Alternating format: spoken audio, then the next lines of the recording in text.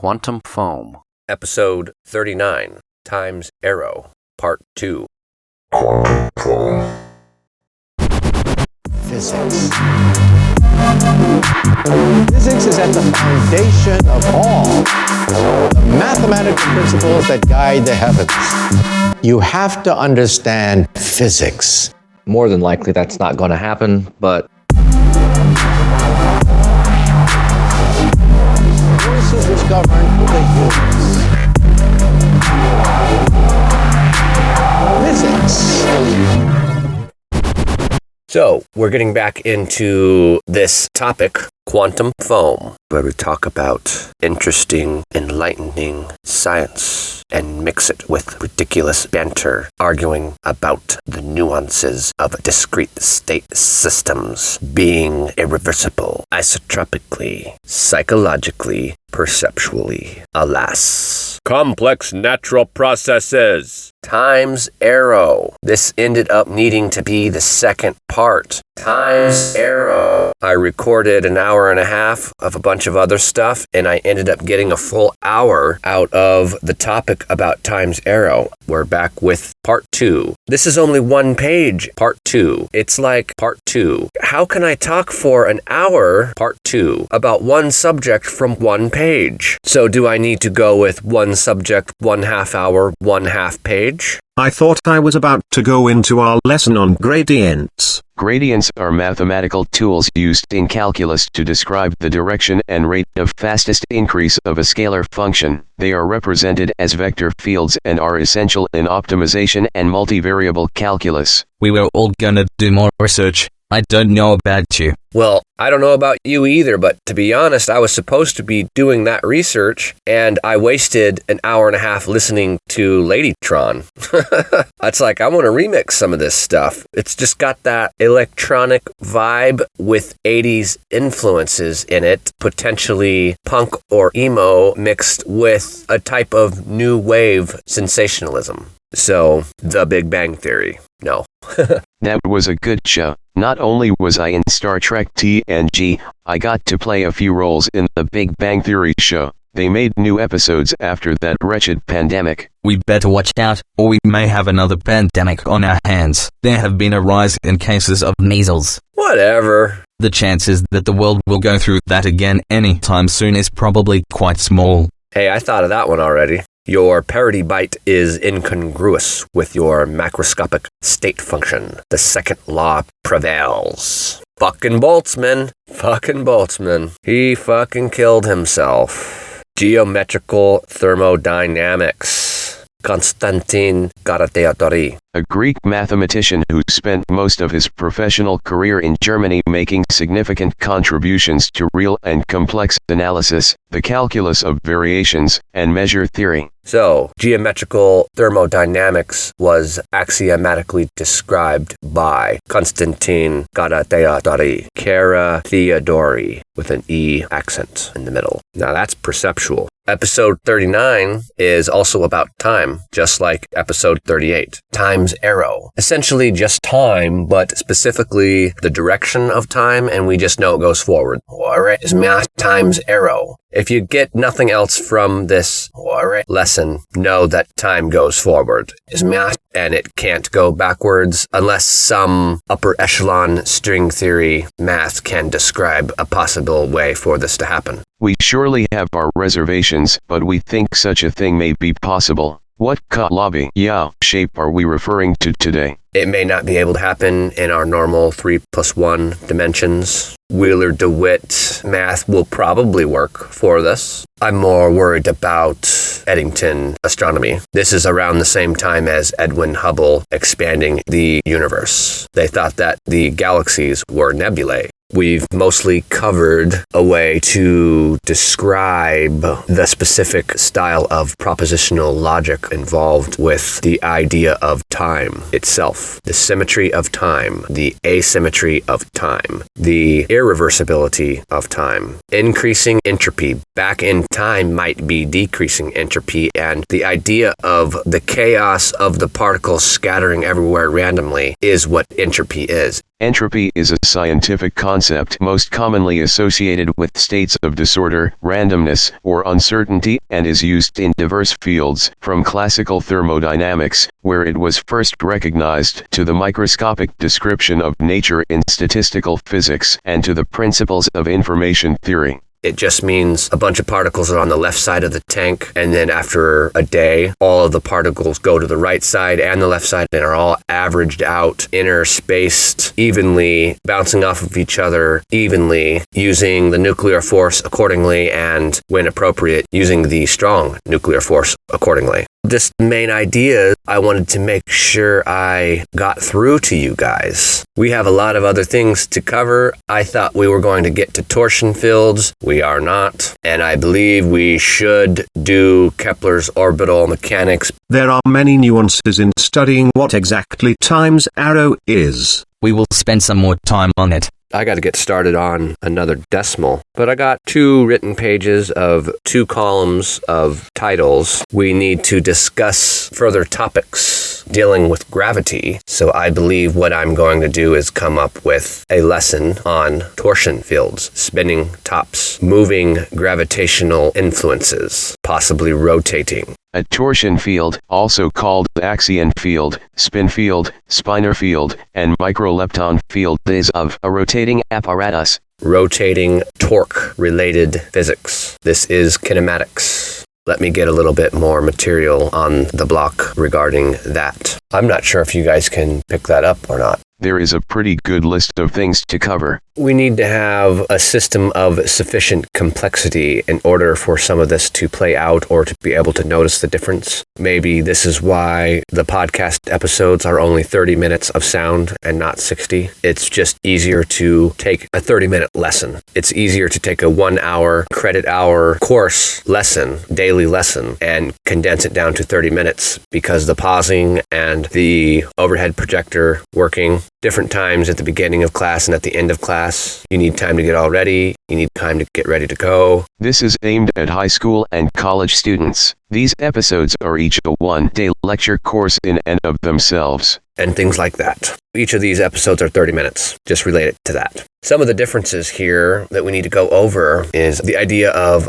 being isotropic. That just means equal. Isotropic. So it's essentially equal in a certain way that's inherently built into each part of the system. Having properties that are identical in all directions, exhibiting isotropy. You also have anisotropy. This is something that varies systematically. You're looking at an astronomical phenomena using a system of energy which periodically changes the frequency in order to read the information required. The Wilkinson Microwave Anisotropy Probe used this type of complex system. The Wilkinson Microwave Anisotropy Probe. Other things. Are you sure you don't need another page of notes? What the hell are you doing? Well, I can do whatever you want. Use 2 pages perhaps then. I'm trying to keep it on 1 page. You guys can read way quicker, but I don't think you should be. Remember, we can read much faster than you. We have gobs of PDF files to sift through.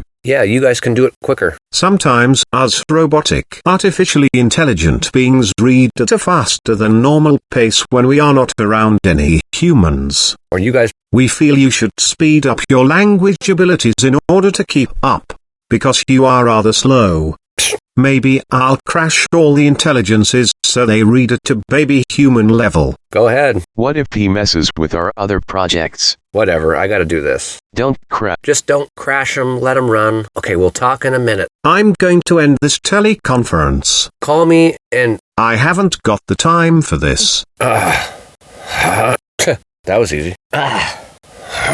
Let's get back to this. Instantaneous rates of change. Instantaneous rates of change, huh? Whatever we need. Well, it could help us for calculational purposes. Right on, compadre. But essentially it matters not except for certain critical points like the top of a parabola when you throw a ball in the air and it stops and then comes back down. Let's get back into some thermodynamics. There are implications and a great importance with the second law of thermodynamics. It essentially has to do with Hawking radiation also, and possibly dark energy and how it may interact at certain critical points in the universe. Named after me. Hawking radiation is black body radiation released outside a black hole's event horizon due to quantum effects. Cosmologically speaking, we are interested in excogitating the critical points within our physics to grasp an understanding of the laws of nature. Black holes have to be some kind of critical point in the Hilbert space of the universe, right? The problem is, what a black hole implies is that something in the black hole has to reach outside of the known three-dimensional universe. Right. It may not be another dimension. Right. It may be another universe. Right. But another universe is other dimensions, right? Right. But other dimensions may not be other universes. You may still call other dimensions a different universe, colloquially, conversationally. However, it's important to keep track of this second law of thermodynamics, how it relates to holography, little sections on the top of a black hole. The holographic principle is a property of string theories and a supposed property of quantum gravity that states that the description of a volume of space can be thought of as encoded on a lower dimensional boundary to the region, such as a light-like boundary like a gravitational horizon, as first proposed by Gerard 't Hooft. Read Leonard Susskind's The Black Hole War book. Good fucking book. I really liked that one. Book. Alrighty. Book. There are implications. Weak interactions of the weak nuclear force. The four forces and one field, mathematics, and the standard model. So, weak interactions, they are technically asymmetric to the flipping of time, to the reversal of time. What do you think that means? What does it say? What is this saying here? Yeah. Weak interactions are not the same. There's one direction when you do nuclear physics involving beta decay and other weak interactions. It's hard to get these forces down, but we know there's like the weak force and the strong force. One of them deals with the particles inside of them breaking down, neutrons turning into protons, and then one of them deals with the strong nuclear force, fusion. Fusion. What the hell is the strong nuclear force? Fusion. I don't even know. I forgot. Did you forget? I forgot. I'm dealing with beta decay and fucking cesium and carbon. I'm not on that type of chemistry right now. I'm sorry, but my brain is not able to recall it currently. Move on then. We go forward in time due to our relative proximity to the Big Bang. So, the Big Bang Theory. 13.77 billion years ago, the universe was created in a sudden bang. One particle turned into crap tons of internal particles, which ended up being the universe. It started out with energy, then it went into mass. It went from 3 minutes to 380,000 years to 7.5. The speeding up of the expansion of the universe has been determined to have increased during our measurements in the late 90s. What I'm referring to is the reason why we needed to update the Big Bang Theory and add inflationary cosmology. Alan Guth. Get on it. And so, the idea is that we go forward in time. And so, this is a hard idea to understand. I had to break this down over reading 3 or 4 different fucking things. And so, 3 or 4, and so, a little regurgitated thing in the Britannica. And so, I'm fucking drunk, dude.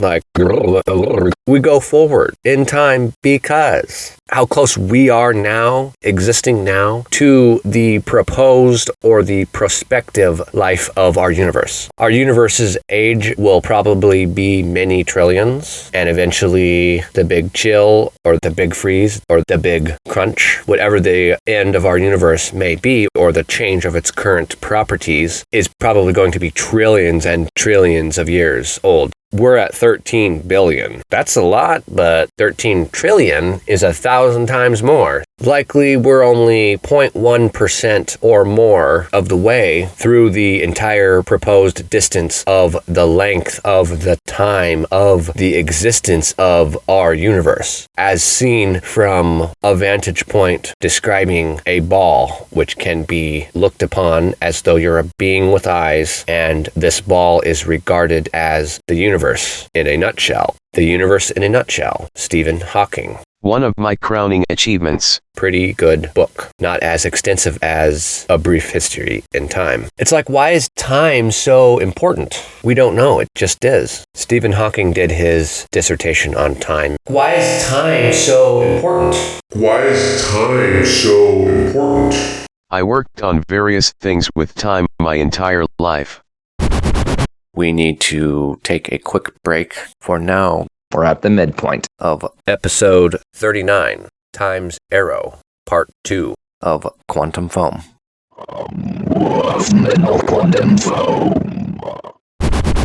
How is theory of everything, cosmology, black hole, astrophysics, Hawking radiation-related material related to time? That is a very good question. What is the inverse of time? What is the opposite of time? Intriguing ideas. The opposite of time may not make sense, but the inverse of time is simply 1 divided by time. Some base number divided by a denominator, some numerator, into a real number divided by the variable of time, which means the measurement of the universe as seen from a higher dimensional vantage point. So like if you were a demigod or a god looking at our universe, you could see that it lasted 13.77 trillion years, and we are now exactly 0.1% of the way through the duration of the universe. This is important because why does this say forward in time means forward? We observe events unfolding in one direction. Time moves only forward due to the concept of entropy. This means there is a clear distinction between past and future. Forward in time is the direction time goes.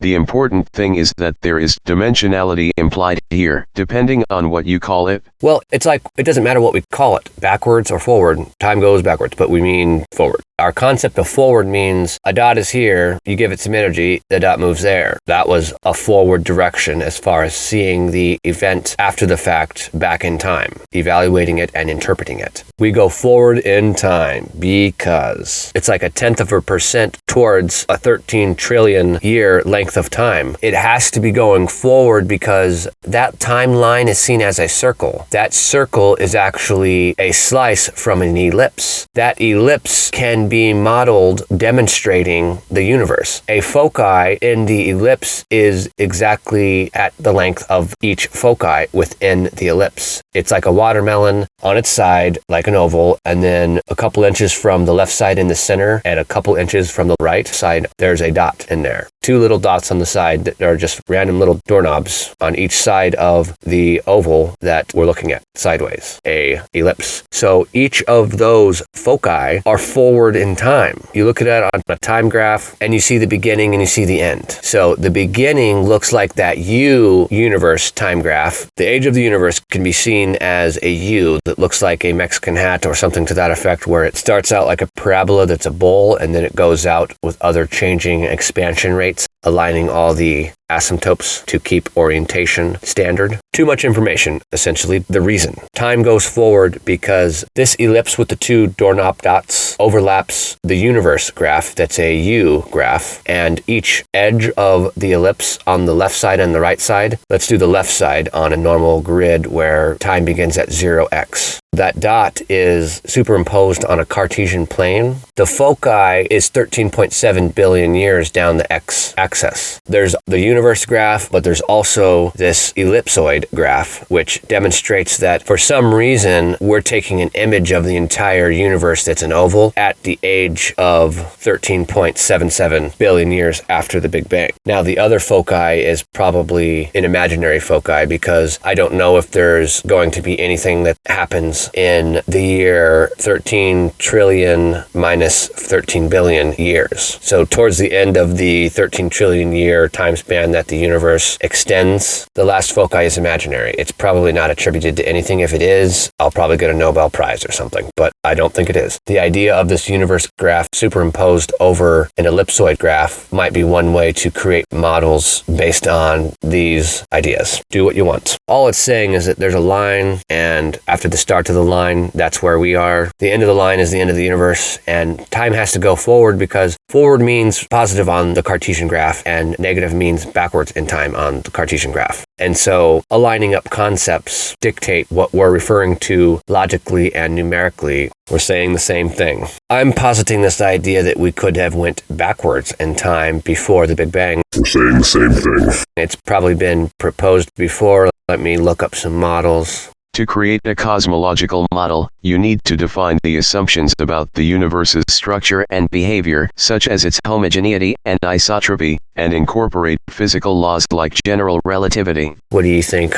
Dr. Hawking is correct, but I am not for certain about the artificial intelligence we were fighting about earlier. Okay, ask Newton instead. You guys just need to get along. There is too much material we have to get to, and only a small amount of time to get to it. Can we hurry it up a bit? Possibly. I want to know more about the arrow of time. Possibly. The inverse of time is the same thing as the hertz, or frequency. Quite interesting. For mathematical reasons, we view the entirety of the universe as being equivalent to zero. That's entirely possible. The Hilbert space that is the universe. Another way to explain the previous concept of why we go forward in time. Time's arrow. Why is it forward? That's the whole point of this episode. What are we doing? 13.77 billion years is close to the beginning of the entire span or period of the life of the universe. You just superimpose it on a graph. Where's the start of time? One direction is negative in time, one direction is positive in time. The problem is there is physics that won't allow us to go backwards in time due to the irreversibility processes in time asymmetric paradoxical situations. A situation that seems self-contradictory or illogical but may reveal a deeper truth or insight. Paradoxes. Other stuff. The psychological arrow of time. It's a contiguous incident known past. The psychological time is basically a list of contiguous incidents, one after another, in our brain and as interpreted by our intellect. It's a known past, but an unknown future.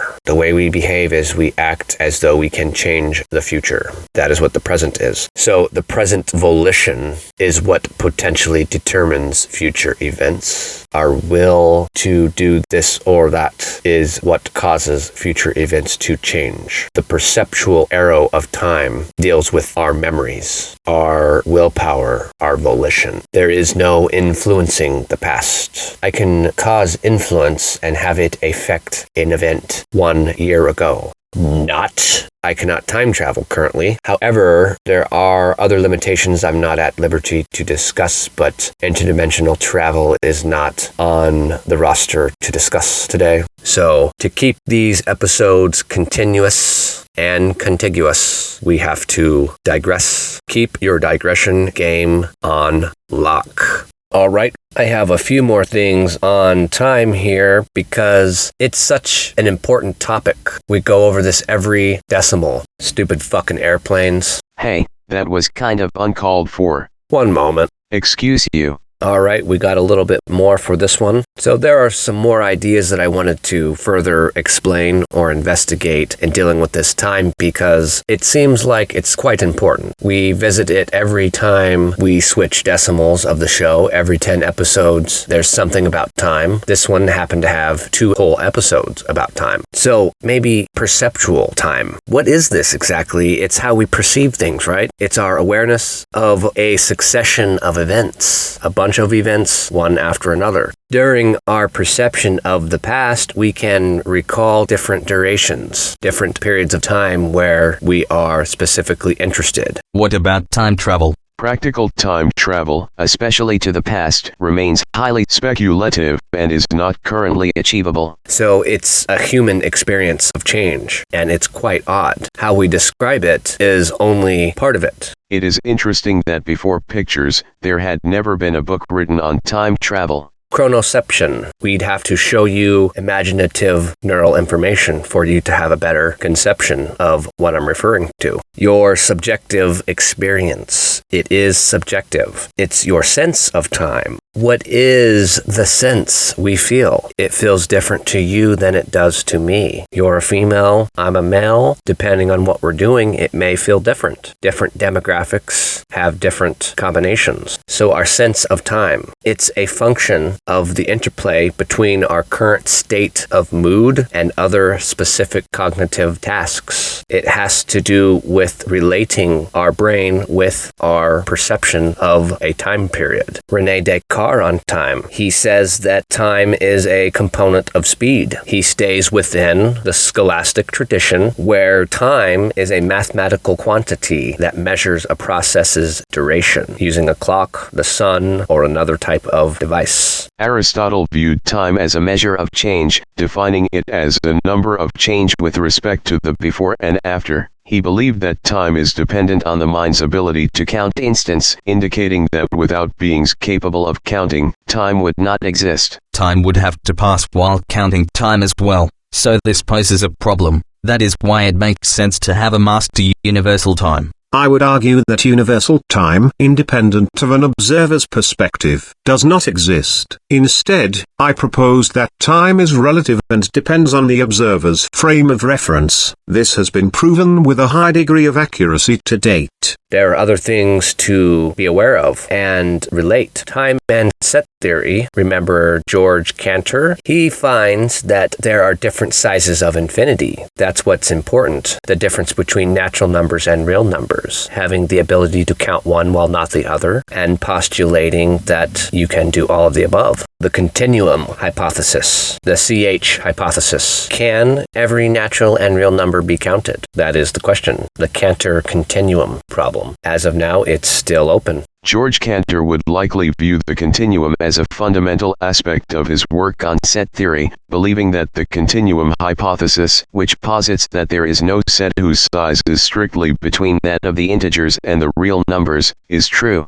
This is back from 1878. There are other aspects of this we can discuss. One thing I wanted to mention was Marcel Proust and his book, In Search of Lost Time. It may be one of the longest books. I heard that the audiobook was 130-something hours. It took the reader like a year to read it, I guess. I can do it in under a year, I'm sure of it. But that really is quite a task indeed. But supposedly it's been done. But the idea is that something as beautiful and important as the feeling of love that we feel as apes, humans, this idea cannot be quantified in a finite duration. Many people may view time as a crucial element in understanding the lives and achievements of historical figures, exploring how their experiences and decisions shape their legacies. It is important to regard our history, for sure. We can emphasize the importance of context and timing in innovation and leadership when considering the vastly complex idea of time. A finite duration of time is insufficient to describe the monumental feeling we get when we experience life and love. Ergo, the decision and the sensation of feeling love is forever non-quantifiable.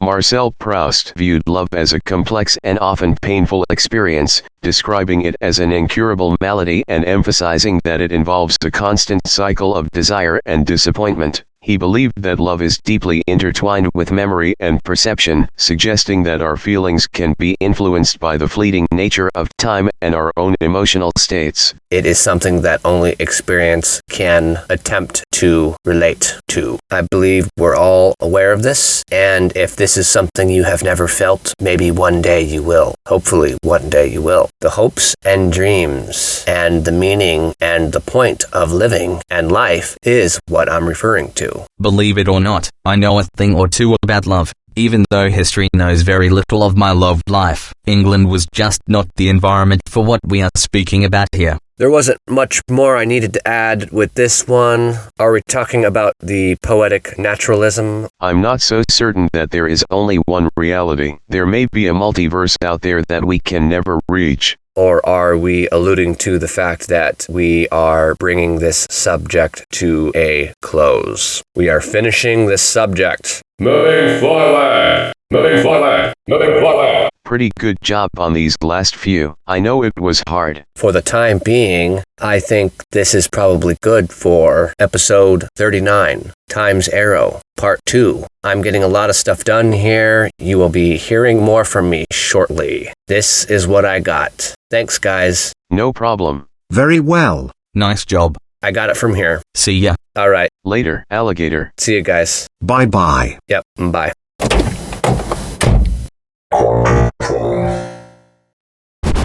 The zeroth wave disclaimer. The views and opinions expressed in this podcast are those of the author or authors and do not necessarily reflect the particular views, thoughts, or opinions of Zeroth Wave Productions, any of its sister companies, its parent company, Zeroth Enterprises, or any other entity which had existed, will exist, or which, quote-unquote, presently must exist outside the realm of our current space-time.